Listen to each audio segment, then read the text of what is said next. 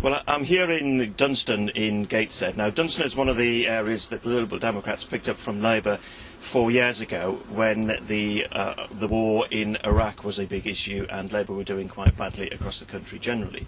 Now, I'm joined by Peter Maughan, who's the parliamentary candidate for Blaydon constituency, which is the western half of Gateshead, but is also, this is your ward here in Dunston, and you're also one of the victors from Thursday evening because you managed to retain your seats on Gateshead Council. Generally, reasonably good performance by the Liberal Democrats in Gateshead. Yeah, solid performance really, I think you could say. And of all the parties, we can claim that we had the solid performance.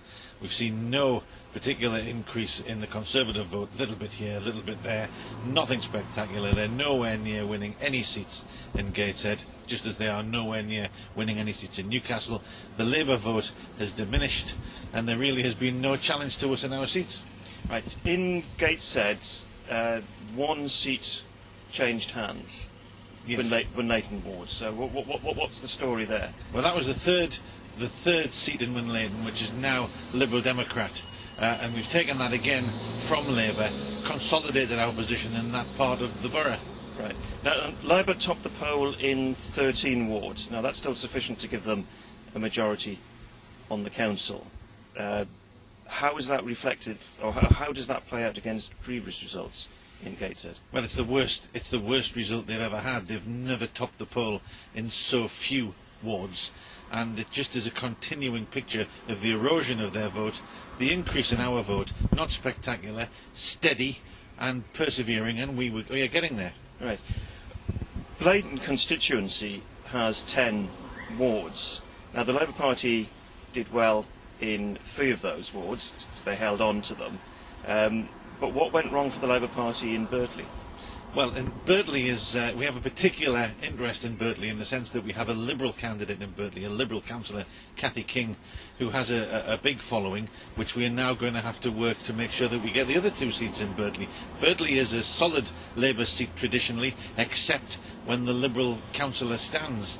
And Cathy has topped the poll again in Birtley, and she's one, of course, of 7 of us who have topped the poll in Blaydon constituency. So if you count her with us, and we do, then 7 of the 10 wards in Blaydon were topped by Liberal Democrats and only 3 by Labour. Right.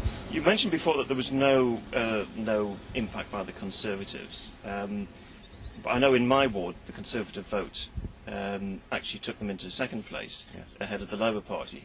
Now, is that a Tory revival, or is it just a measure of how badly the Labour Party were doing? I think it's the latter. It's the measure of how badly Labour are doing, with the scrapping of the 10p income tax band, with the disastrous performance of the Prime Minister Gordon Brown, with the scrapping of the 101 telephone call system for the police in Gateshead. It's gone here, still in Newcastle, where the Liberal Democrats are paying for it.